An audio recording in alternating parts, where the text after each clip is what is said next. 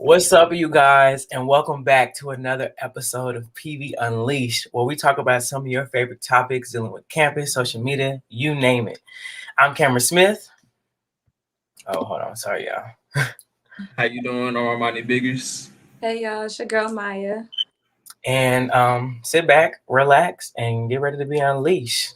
So, for today's topic, before we start today's episode, I definitely want to get on here and pay respects to a fallen panther that we lost last week. If you know this person, I ask that you keep them and their family, everybody involved, in your prayers, and just keep uplifting them. And also, before we start, could you pray for some of our hosts who are not here right now, who are dealing with some personal family issues? Ask that you keep those in your keep them in your prayers as well, so that we can get through this tough year and this tough time, because it's tough for everybody. So, yeah, here we go. Hey everybody, how y'all doing? How's it doing? We're gonna hop into it. So this week we're gonna have a recap about Spring Fest and all the activities that went down last week. But first I'm gonna open up the floor for Maya to talk about her experience and what happened with her during Spring Fest. So Maya, you wanna hop into that? Yeah, so Spring Fest for me, I'm not gonna lie, I had a really good time. I went out and party. We both saw each other at Burning Sands and out in the wilderness. I really personally believe Burning Sands was the best party of Spring Fest. It was a good way to kickstart. I was able to still distance myself a certain way. I didn't have to be around a lot of people, so I was comfortable with that.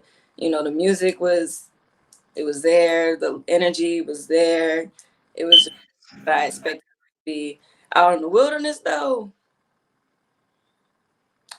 I don't even want to talk about that one, man. That was wild. Let's Well, talk. yeah. Well, let's talk about it. Let's talk about it. So my expo, Bernie Sands, of course, we saw each other and all that. And Bernie Sands was by far the best party of the week. I say that whole week, Bernie Sands, I had to say was the number one party for a number of different reasons. One, the venue was real nice and it was real spacious, like you said, so it wasn't everybody packed on top of each other. Then you had places to sit down. You had a bathroom.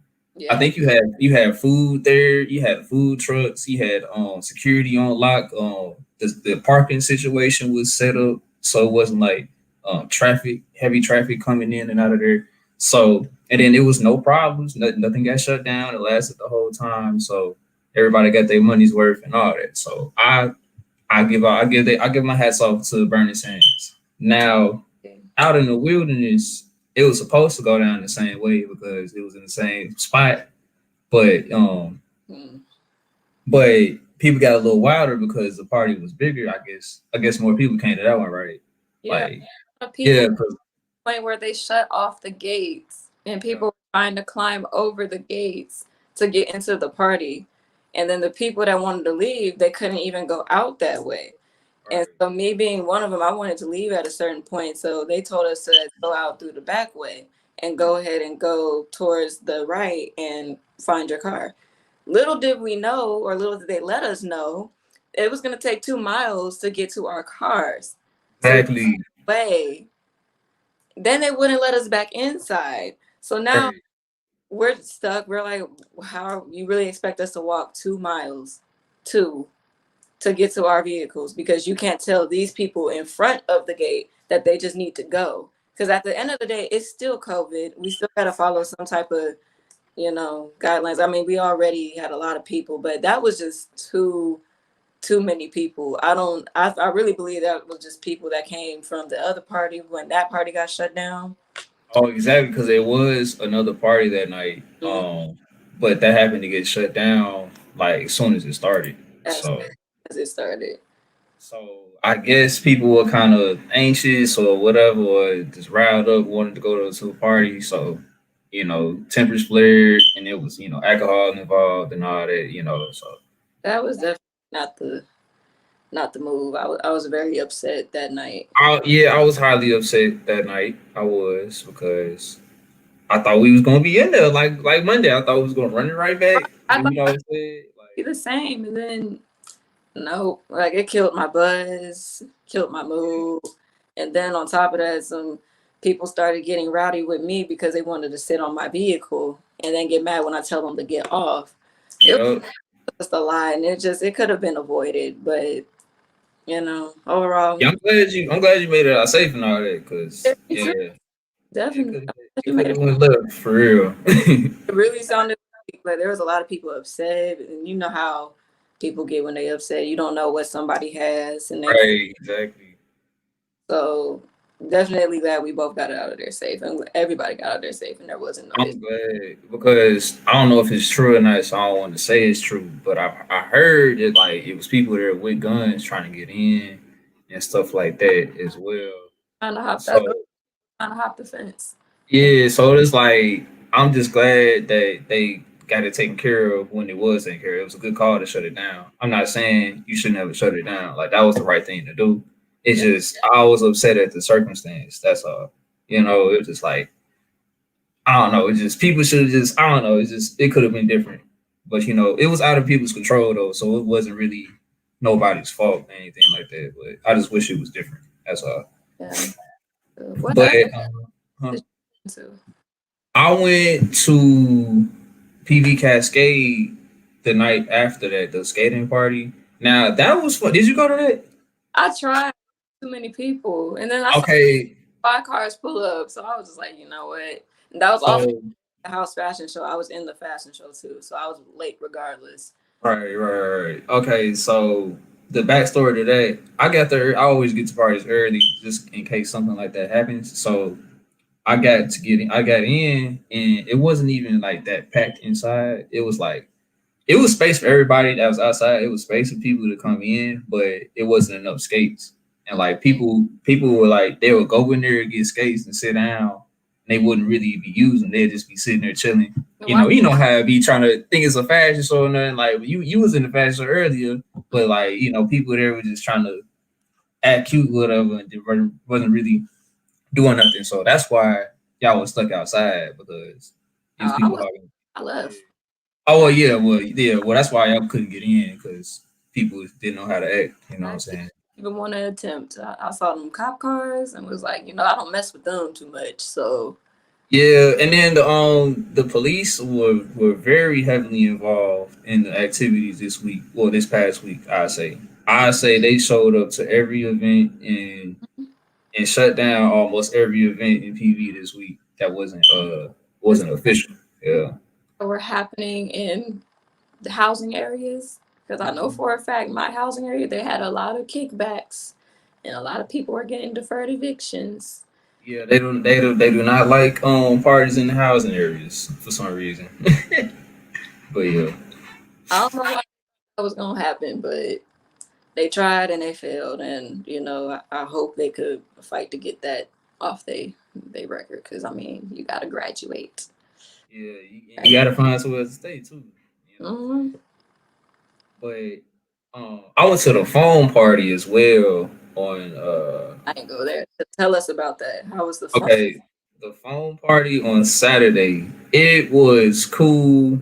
But then as the sun went down, it got a little cold outside, and then the phone was like extra cold. So they started shooting the foam at us, and then somebody had water balloons. They was throwing water balloons at people. Somebody had a water gun. They was shooting water at people. Whatever. It was cool until a fight broke out. It was a big fight broke out, and then the whole mood changed after that. The party kept going on for like 20 minutes after that, but it was a big ruckus. I don't know what caused it, but it happened. But yeah, and then everybody migrated to a club 10 minutes away because that's where the after party was at. And that was cool, but everybody was tired from the phone party, so everybody was chilling. But that was the last event of Spring Fest. So that wrapped it up, and that was about it. So yeah. All right. Well, that's the recap of our experiences with Spring Fest. Now, why don't you check out this commercial that we have waiting for you? Even though there is so much against us, you will see me choose to protect myself and my community from the coronavirus by wearing a face covering. Because it's going to take all of us thinking about one another. And even with my face covered, you will see me. you will will see me as a mother, a wife, a friend. As an athlete who gave everything to the game I love. As a father, leading by example. As a sister. An entertainer. As a champion for my people. You will see me finding a light in a dark time. To unlock our creativity and push our craft. You will see me demanding the space to tell the stories that matter. As a man who knows that tough times don't last, but tough people do. Join us in wearing a face covering to help stop the spread of the coronavirus. Because covering your face is one small act of kindness that has the power to bring us together.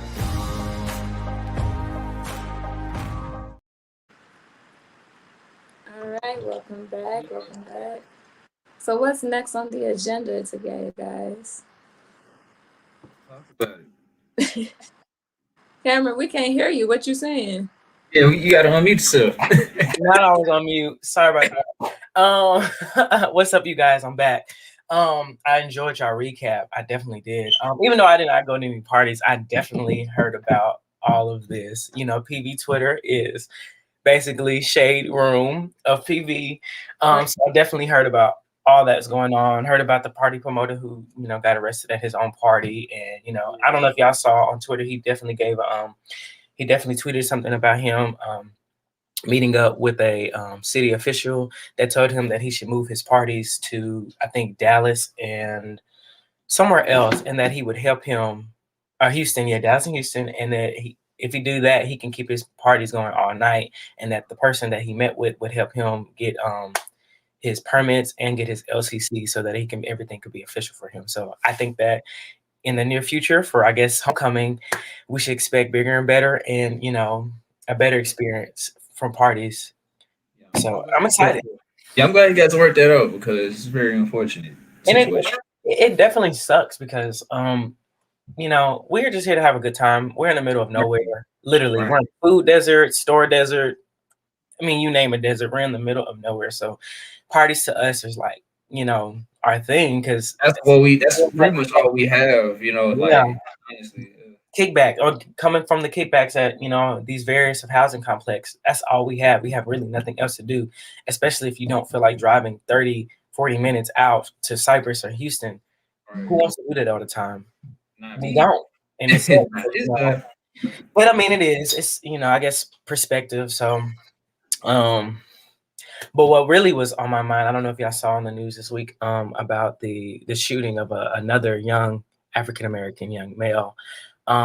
With everything going on, especially the commercial that we just showed, how do y'all feel about that? Like, even if y'all don't really know about, you know, Mr. Dante Wright, how do y'all just feel about the whole situation about just the mass shootings of just killing of African-Americans by police brutality, all that? Well, go ahead. I just feel like what's new is like, you do realize this is around the same time that George Floyd passed away. And it just seems like it's a cycle and it's repeating. And we're just seeing the same thing while we're witnessing the George Floyd murder trial. So it's just like, really, but at the same time, it's just like, what's new? We've been seeing that there's countless names behind Deontay Wright. And unfortunately, there's probably going to be more until something changes. So that's honestly how I feel. Yeah, I was basically gonna say the same thing. It's like it just keeps happening, and then the scary part to me is like, I'm not saying it's normalized, but it's happening so often that we're kind of becoming desensitized to it in a way. And it's like, I'm not saying like it's not hitting the same, like we don't hurt the same, but it's like, oh, another one. Instead of, oh my God, that kid got shot, it's, oh, another one.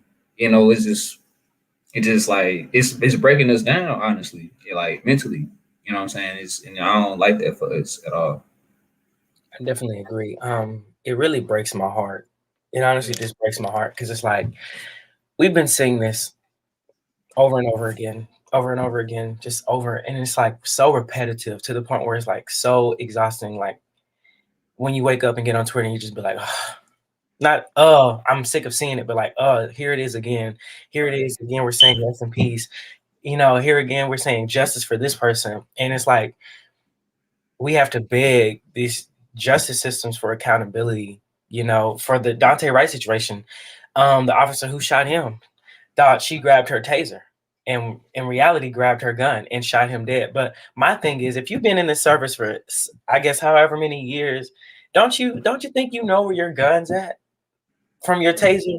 How are we still making these simple mistakes if you're trained and you do this day in and day out? Yet it's like, okay, well, your mistake cost another young man death. Like, he's never going to get his life back ever again. But yet you're here walking free and saying it was an accident. Like, it just sucks. Like, when will it change? Like, when will we get over this? Like, why do we have to constantly advocate for our lives? Like, why we should never have to do that? Like, why do we have to say our lives matter for y'all to pay attention to our lives? Like, it just sucks. It's very draining, especially, that we go to HBCU, and it just sucks because it's like it could be any of us at any time.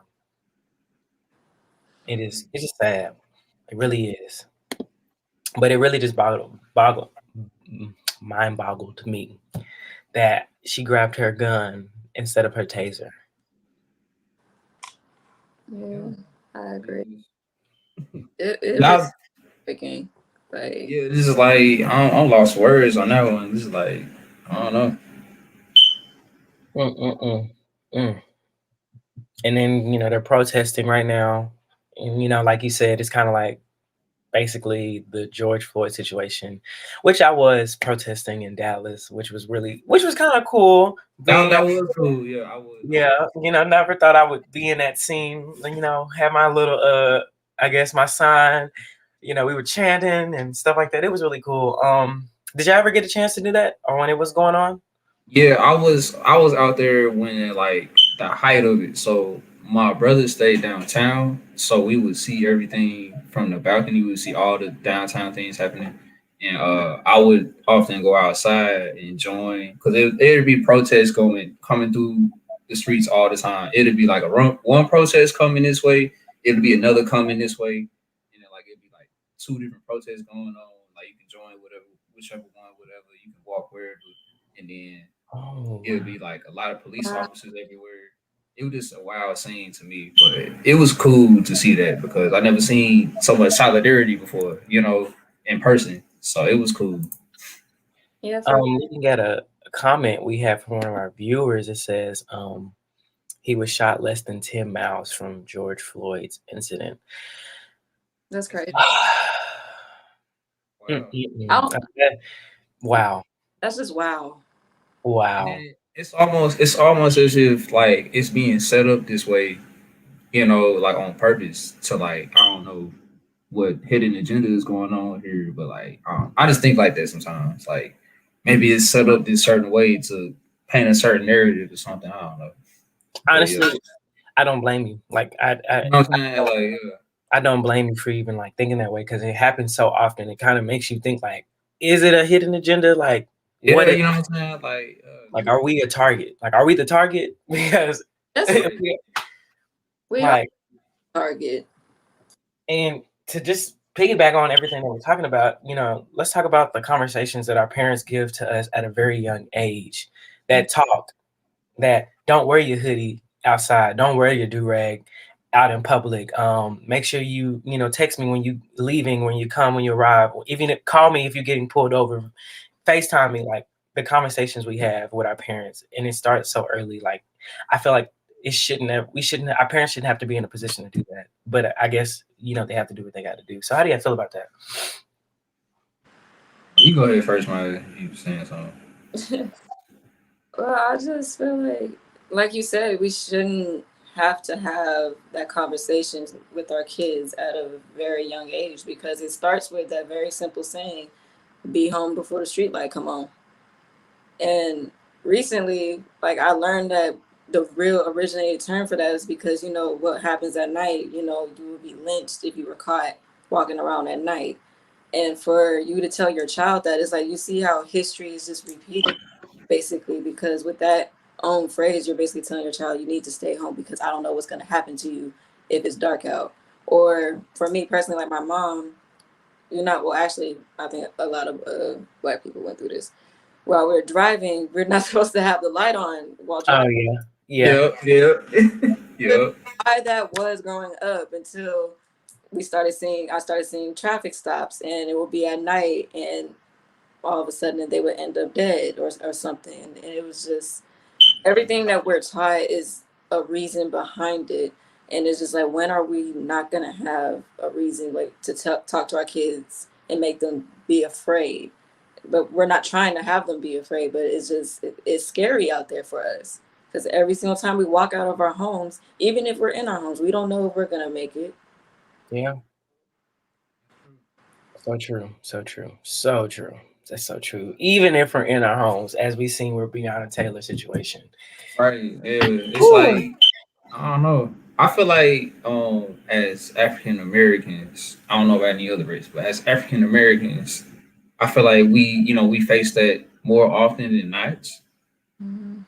What you just said, Maya, like we have to do that with our children, our future children, and our parents have to do that with us. I don't know of any other race that has to do that. I may be wrong, but personally, I don't know of any other race that has to have that talk with their child. Do you guys know any? No. And then that's really really unfortunate, because this whole thing to me about African Americans, we not trying to take over. We just wanted to to see at the table. Not even see at the table, but like we just want to be able to exist without any special whatever. We just want to be able to exist, right? And do what we need to do. But we can't do that because we so targeted and we are so endangered every day. We got to do these extra things, and it just creates extra problems for us, and that's how I feel about it. Just unnecessary mess, And you're right. What you said was right. We want a seat at a table. I mean, I guess if we think about it, at one point we wanted a seat at the table in the beginning. Right, but now at this point, it's like, since we can't have a seat at your table, we want to build our own. But it's like every time we try to build our own, and you can see throughout history, it has been torn down, burnt down, exploded. I mean, it just, we can't even have our own table. We can't join your table, and we can't have our own table. So it's like we can't really lose to win. We take 2 steps forward to get knocked 3 steps back. Exactly. And I mean, speaking from personal experience, I think in high school, I'm from Dallas, y'all. But really, to be specific, Grand Prairie. And where I live is like a Dollar General around the corner. And like every day after school, I would walk to Dollar General, or sometime after school, give me some snacks and go home. This particular day, it was like, I think maybe it might have been a weekday or weekend. I went over there like a normal day, had to go pick up some snacks and some stuff from my house. And I guess I was in the store too long, and the lady had called the police on me, but I didn't know that. So I, get my stuff and go to the front. She's coming in. She dropped a whole cart of like the supplies that were sitting outside. So I helped her with it. She looked me in my face while the police were standing outside. Helped her she watched me pay for my stuff, pay with card, cash. As I'm walking out the door, I'm approached by 2 police officers, and they were like, "Hey, how you doing?" And I'm like, "Good," trying to get back on my bike and on my way. And they were like, "Hey, we just wanted to stop you. And the lady inside called the police on you. Called us because she said that you was in the store too long, and we just wondering if we can pat you down and check your bags." And mind you, I'm like, I don't know, in my late teens, but I'm not really registering what's going on. So I'm like, yeah, go ahead, trying to be respectful because I want to make it out this alive. And so he passed me down, and I'm like, I don't steal. I have my own money. I don't have to steal. And I let him check my bags. And he had made a comment, and I really don't want to say this, but he was like, with everything going on, he said something along those lines. And I went home and I didn't tell my parents. I didn't tell my parents till the next day because I was frightened. And then I told my dad, and, he went up there and he went off, like every parent should. But it happened to me. I was racially profiled in my place that in the establishment I shop at all the time. And her excuse was, he was in here too long. Who has a time limit to be in the store? Right. And it really scared me because it was like, this could really be it for me. They probably didn't even have to pat me down. They could have just put me in handcuffs and threw me in the back of the car and said, this is it. I mean, they said you were stealing, so let's go. They could have shot me dead if they wanted to. I could have been a hashtag. It was so real for me. Like, I had anxiety for a few weeks. Like, it was so scary to me. And like, I feel like that's just the tip of the iceberg of what some of some of our fellow African Americans have to go through on a daily basis. And it's sad. I hate to say that, but it's like we're always racially profiled everywhere we go. We face it, whether it's somebody walking behind us in the store, or just thinking that you're stealing, or that you don't live somewhere where you really do, getting called on for having a barbecue, just all types of things. And it's just like, can I not live my life and not feel like I'm being racially profiled all the time? It's just, it's hurtful every single time you step out, and then somebody has a problem with you because of what you're doing, minding your business. How do you have a problem with somebody minding their business? Speak up. Hold on, where my little thing Where at? the battle at? I know that was some truth. Yeah, what they say, yo. If you don't speak on it, if you minding your business and I'm minding mine, what's the problem? You get that's a thumbs right there. I don't know if y'all can see that, but that's we can see the we see it. That was a good one. How the makeup people be doing it. That's a thumb for real. Thumbs up. You're just so it's just sad. Like it's so surreal. Like you wake up every morning and you see this stuff on the news and you just be like, wow, is this really like real? Is this really happening? Like, are you serious? Did they really say this? Did they really do this? Did he really die like this? Did y'all really suffer this man? Like, I say this, yeah, like I say this, the last year of my life, like, has not seemed real to me. Kind of everything that's been going on, like I feel like my life's a movie right now because none of this stuff seems real to me. That's happened, but it's real. But it just I refuse to believe it because it's so messed up. You know, but the reality is so messed up now. So it's just like I don't know. I feel like my life been on pause for the last year because after everything that's going on, you know, and I feel like myself, like I'm still moving, you know, I'm still doing what I need to do, but like overall, I just like I don't even know where I'm at half the time. Like, is this real? Like you just said, like this really happening right now? Like this is our reality with all the COVID, all the murders, all the protests, all the riots, all that. It's like, is this real? This what we got to deal with? no, for real. You know, like is this life right now? Like, you know what I'm saying? Like, it's like crazy. Black Mirror episode.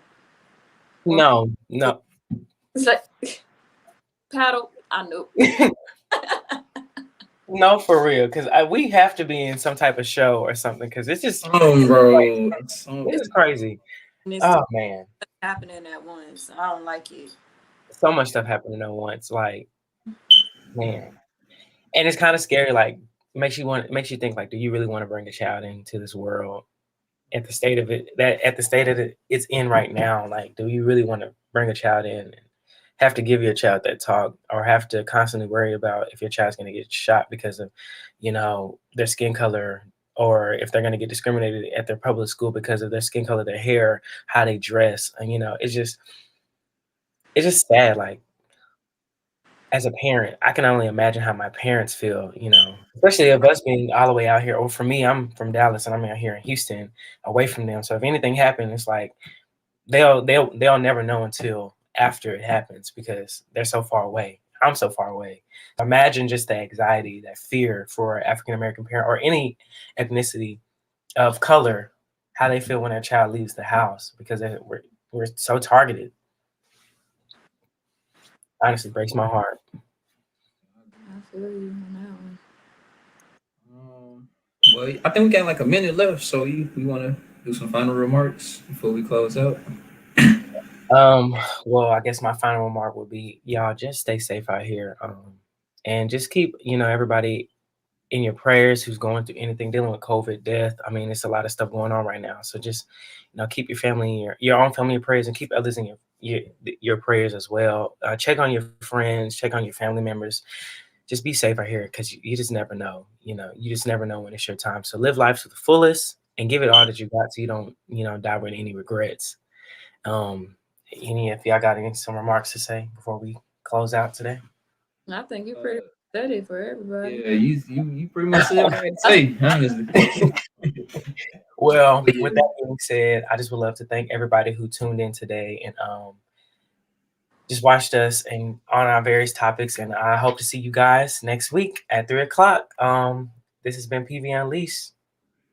Bye.